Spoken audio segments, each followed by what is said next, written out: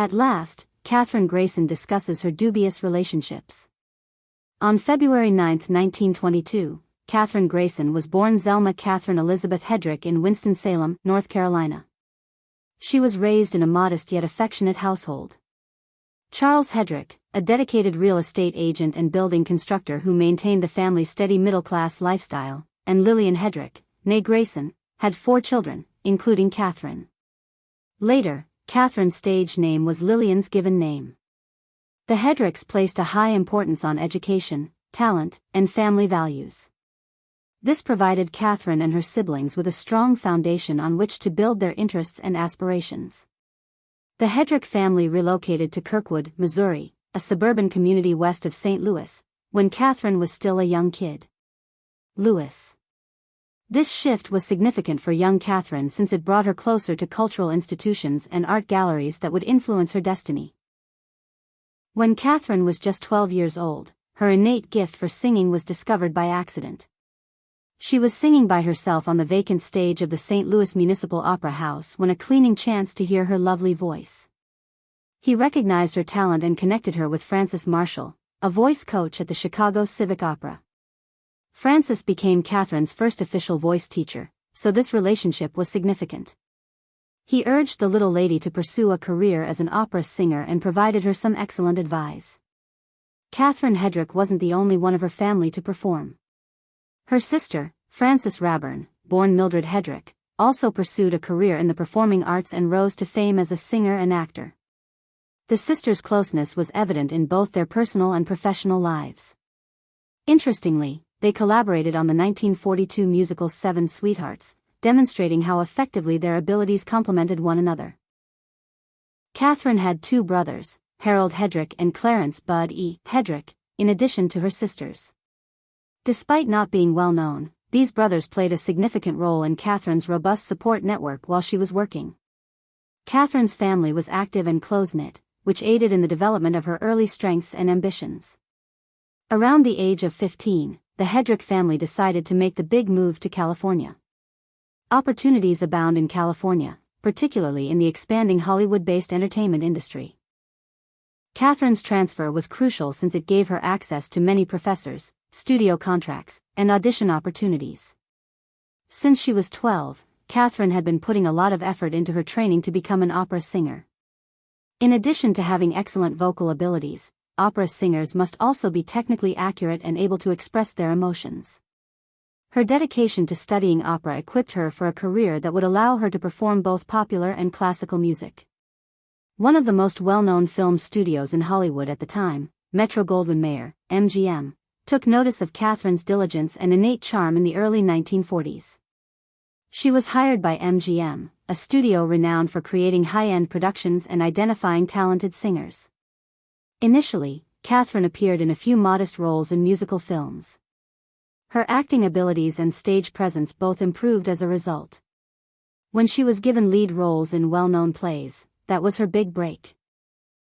Thousands Cheer, 1943, a wartime musical designed to raise spirits, was one of these. In this performance, Kathryn's singing was excellent. She then appeared with Gene Kelly and Frank Sinatra in the iconic musical comedy Anchors Aweigh, 1945. She became even more well-known as the lead of MGM musicals as a result.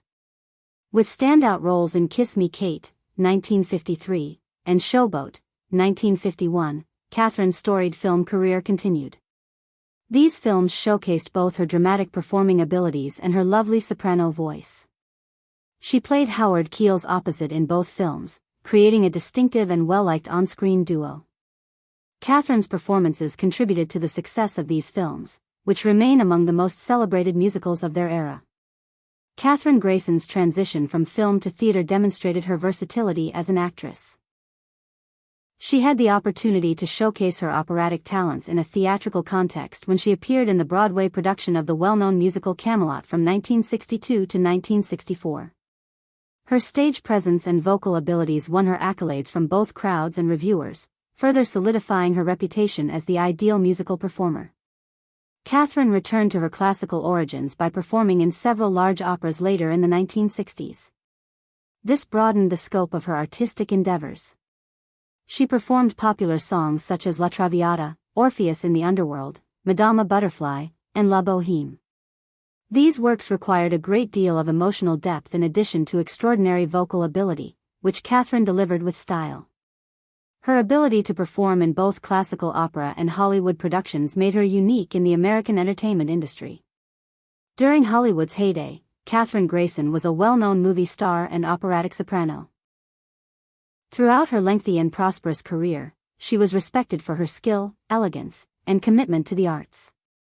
Both of her marriages received significant public attention due to the well-known men she married and the emotional issues they brought about. Her first husband, actor John Shelton, was her spouse. In the 1940s, he worked as a leading man for a number of major studios and was tall and attractive. In what turned out to be a beautiful location for their first meeting, Grayson and Shelton met while working on screen tests, as was typical in the entertainment industry at the time. The two of them immediately clicked and began dating. Their roughly 18-month relationship, which is quite long in Hollywood, may have demonstrated their shared ideals and emotional investment. On July 11, 1941, the couple sneaked out to Las Vegas, Nevada, where they were married, since they wanted to get married as soon as possible and covertly. In order to escape the demands of studio standards and morality provisions in their contracts, or simply because they didn't want to be watched by the media, many celebrities eloped. At the time of their wedding, Shelton was starting to gain notoriety of his own and Grayson was rapidly rising through the ranks at MGM. But the marriage would not work out.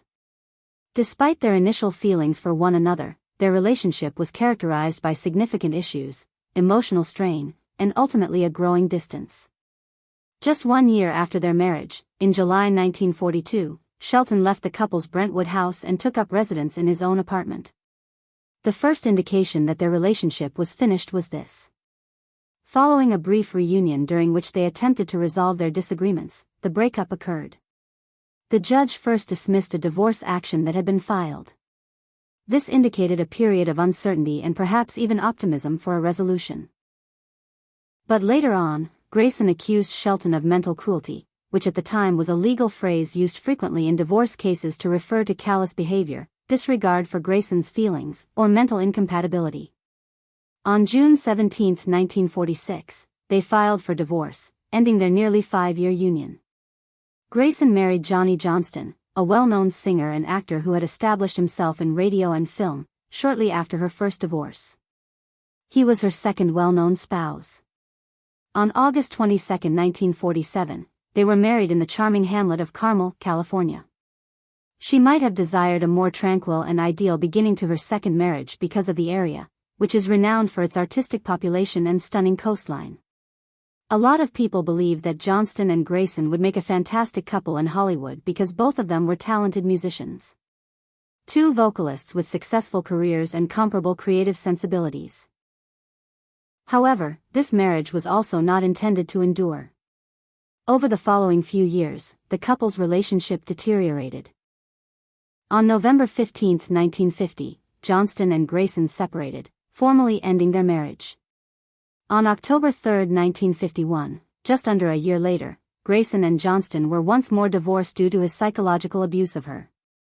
The fact that this assertion is made repeatedly suggests a pattern in Grayson's relationships, which may indicate that she is emotionally sensitive or struggles to manage the demands of her hectic work and the high standards of the entertainment business. A soprano with a lovely voice, Kathryn Grayson maintained a flawless image for decades as the operatic diva of MGM's heyday. A sophisticated, quiet woman who consistently performs her work in a professional manner. Behind the flawlessly balanced demeanor and dazzling technicolor smile, however, was a private life far more complex than the studios allowed the public to see. After years of silence, speculation, and conjecture, alarming new details regarding Grayson's connections outside of performing have now surfaced. These fresh facts contradict the long-held belief that he is righteous and innocent. In addition to long-lost interviews and studio notes, Grayson's private letters have been rediscovered. They expose a string of intense relationships with her most well-known co-stars, relationships she has vehemently denied or shunned throughout her life. Grayson played with two of MGM's most attractive male stars, Gene Kelly and Frank Sinatra, on the set of the 1945 musical Anchors Aweigh, one of the most fascinating aspects of this hidden history.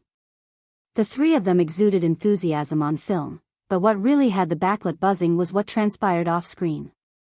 At the moment, Grayson was at the peak of her abilities. She was frequently chosen to play the elegant lead lady because of her well-regarded soprano singing. It was reported that Sinatra, who was still transitioning from the Bobby Soccer heartthrob to a well-known actor, fell in love with Grayson's beauty and charm at once. Frank sent her flowers every day, according to one acquaintance, the kind that filled her dressing room with the scent of gossip and flowers. He wasn't cunning. However, there were others who were vying for Grayson's attention. Grayson reportedly began flirting with Gene Kelly, who was athletically gifted and had the appeal of a kid next door, but their relationship soon became serious. Kelly was married to actress Betsy Blair at the time, but according to production crew, he and Grayson had fervent late-night conversations, covert rehearsals, and even a few snatched moments in between shoots that demonstrated their attraction to one another.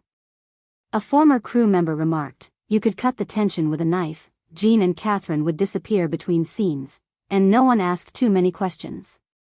What makes this triangle especially scandalous is the tension that built between Sinatra and Kelly, who were already known to be competing for Grayson's love.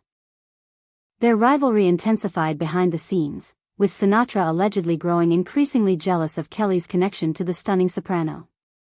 In contrast, Grayson maintained a calm, unassuming demeanor in public, but correspondence with a close friend reveals that she was extremely conflicted.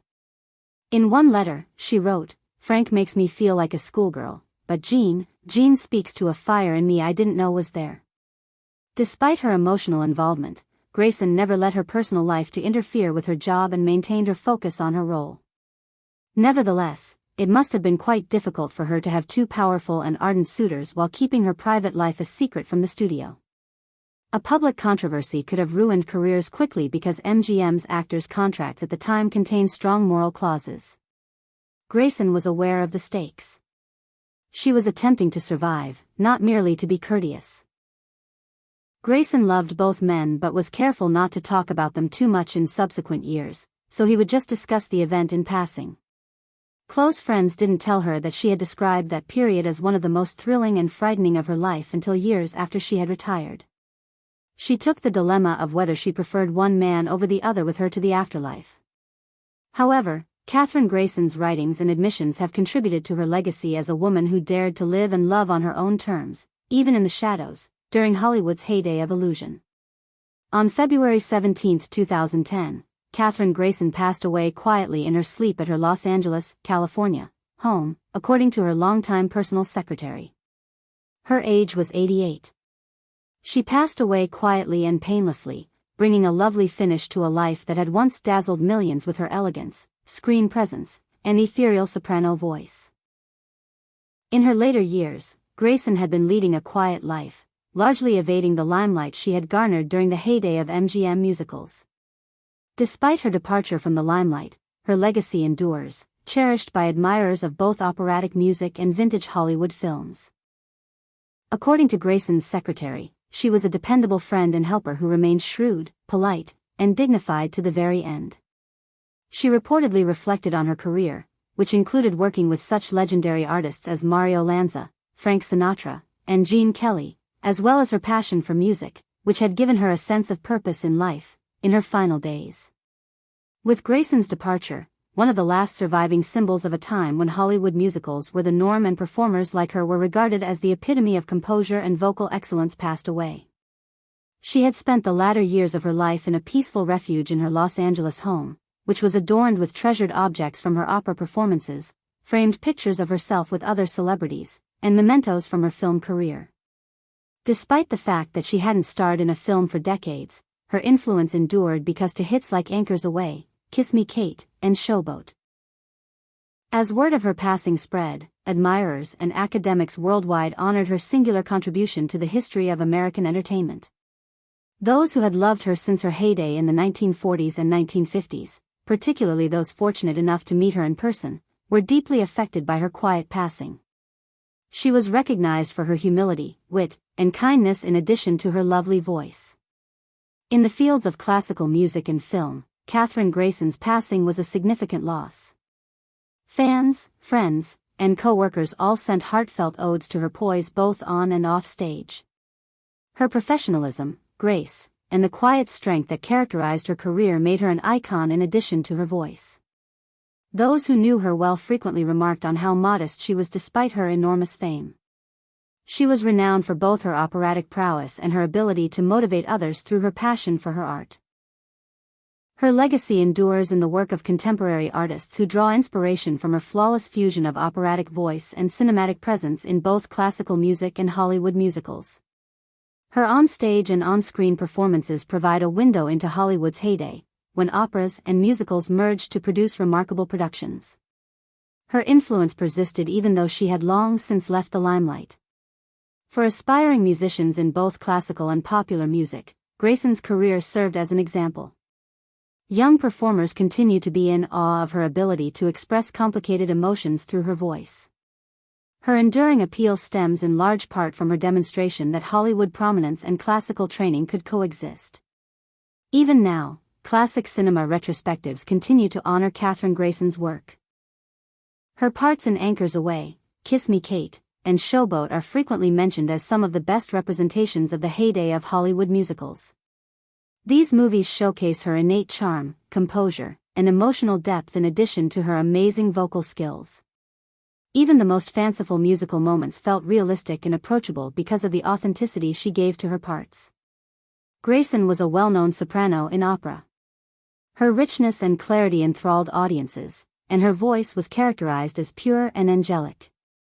She continues to be highly respected for her skills on the opera stage.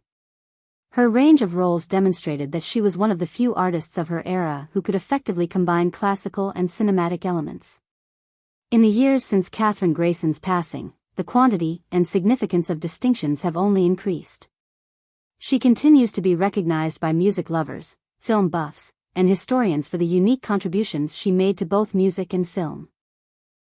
Although she is no longer performing on stage or in films, her reputation as a legendary opera singer and Hollywood star from the Golden Age endures in the hearts of people who were impacted by her work.